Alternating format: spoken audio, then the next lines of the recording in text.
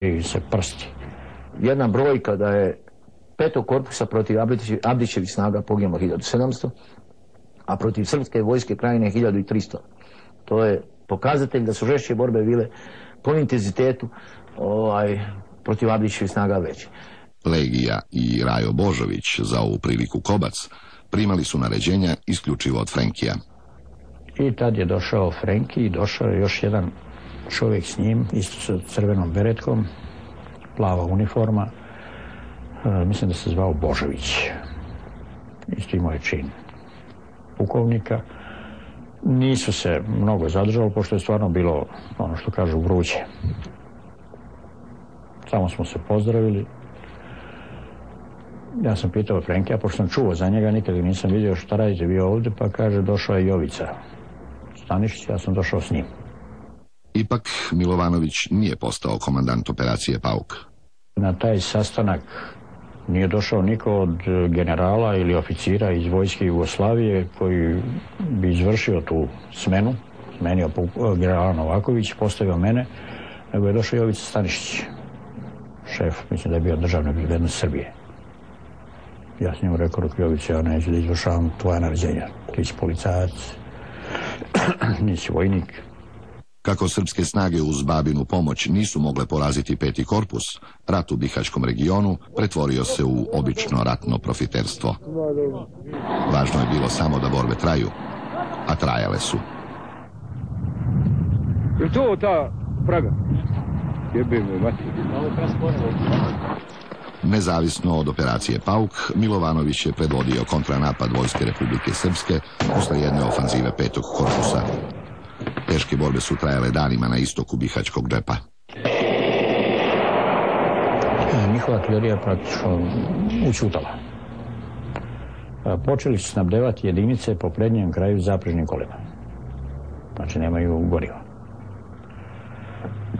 Municija, ova pešadijska, više nema ono šenlučenja. Kad dođe do bitke pa onda se puca sa obe strane, njihova vatra je polako stišavala. I ja sam zaključio i tako sam i izvestio generala Mladića da 5. korpus izgleda nema municije. Municija. Nas je interesovalo samo municija. Međutim, muslimanski minobacači dejstvuju i danju i noću. I ja preko obavešteni oni grupa da uspostave vezu sa Dudakovićem i pitao sam ga otkud ti municija. I on je me rekao, kaže, prodali mi tvoji Srbi.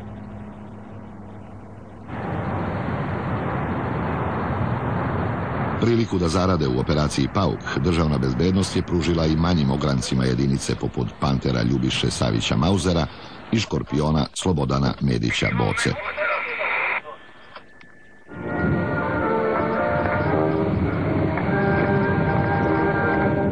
Kod Bihaća je 1994. poginuo i glavni logističar crvenih beretki, Radoslav Kostić.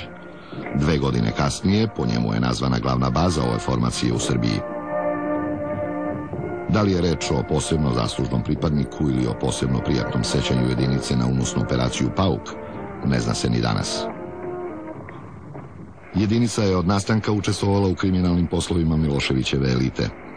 No nikad i nigde njen komandni kadar i sponzori iz državne bezbednosti nisu tako dobro zaradili kao u operaciji Pauk na najnižoj trgovini ljudskom nesrećom. Nekoliko godina kasnije Milovanović i Dudaković su u Sarajevu uz prisustvo Alije Izetbegovića sumirali ratna iskustva iz Bihaćkog regiona. I naišao je Alija Izetbegović, pošto je to bila pauza. Imali 2 sjednice i ja mislim da se Dudaković uplašio. I bilo mu je neprijatno, pocrvenio je, Alija prolazi pored nas, kaže, a dobro je dok razgovaraju ratni komandanti. A Dudaković, valjda da bi se izvodio, kaže, ma gospodine predsjedniče, objašnjavam generalu kako sam odbranio Bihać. I Alija u prolazu ni 5 ni 6 kaže, vraga bi ti odbranio Bihać da ja to nisam platio 46 miliona maraka. Ja to ne znam, ali lično smatram da ne zna ni Alija Izetbegović koliko je došlo ovdje para s obzirom na donacije od mnogih ljudi, dobronamjerni, rođačke linije, veze, no vjerovatno premijer vlade tada Bosne i Hercegovine, koji je na kraju rata bio Silajdžić, možda on zna, ali čisto sumnjam. Posebno kada se govori o toj cifri od 46 miliona. Prvi put čujem.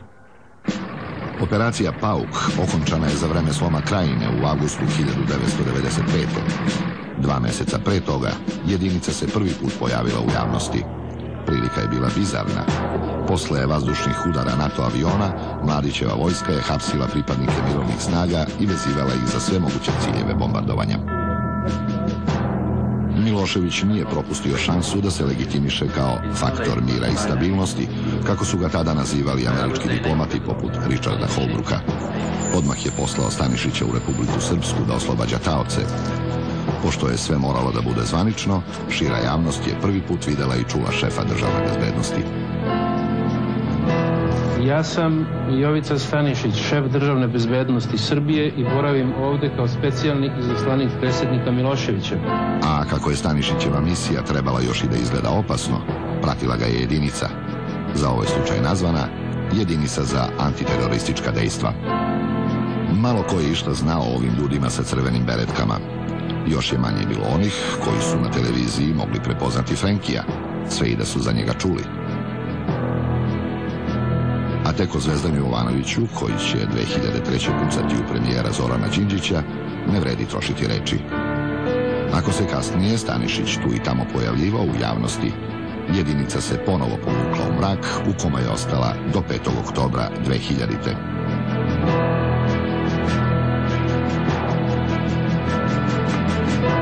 U tom mraku, u julu 1995. jedan ogranak jedinice, Škorpioni Slobodana Medića Boce, učestvovao je u likvidaciji ratnih zarobljenika iz Srebrenice. Tada je u ovom gradiću i njegovoj okolini, pod Mladićevom komandom, ubijeno više od 7000 zarobljenika i civila muslimanske nacionalnosti.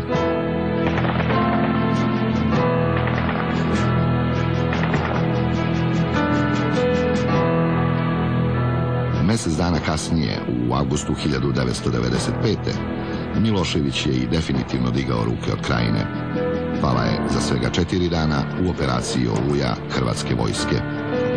Nepregledne kolone izbjeglice iz krajiških gradića slivale su se danima u Srbiju.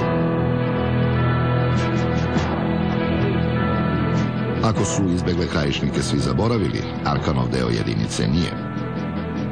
U istočnoj Slavoniji Arkan se bogatio na švercu deficitarnih roba, pretvorivši to područje u svoju privatnu državu. Sredinom 1995. policija u Srbiji je hapsila izbjeglice i slala ih u Arkanovu bazu u Erdutu. Kad se posjetim, muka mi je. Policija nas pohvatala sve što smo bili u prihvatnom centru i potrpala nas u autobuse. Veoma suluda odluka i ljudi su praktično kidnapovani, praktično su otimani. Kad smo stigli, nisam ni znao gdje idem. Kad smo stigli u Erdut, kroz prozor su virile glave, ošišane, dok su nas tamo postavljali u taj stroj. Kad smo sve predali dokumente i sve poskidali, poskidali su satove, lančiće, ama sve živo, niko ništa nije mogao da ima više kod sebe, ništa je živo. Policija ih je sprovodila policije Republike Srpske Krajine, a oni su ih raspoređivali po tim reutnim centrima. Jedan od tih centara je bio i naš u Erdutu. Prema njima se postupalo maksimalno korektno. Tu su ljudi bili kažnjavani da su morali da laju kao psi. Bile su kućice kao za pse napravljene. I tu su ljudi bili svezani sa lancima. I oni su morali da laju kao psi. Čak je bilo i, prvo mogu reći, bilo je pucanje čovjeku u nogu. Isto zahvaljujući što sam nasmio, pa bilo tuče između njih samih i tako su njega sredili, da ne kažem. Arkan nam je rekao, obratio se i rekao nam, slušaj, kaže, ovamo. Mi smo svi slušali. Hoće li neko da mi puši? Sa tim rečima nam je obratio se gospodin Arkan. Mi smo svi stajali, niko ne smije ništa da pisne. ni riječ jednu da prozbori. Arkan se, pored vođenja svog dela jedinice, okušao i u politici. Uprkos besomučnoj propagandnoj kampanji, njegova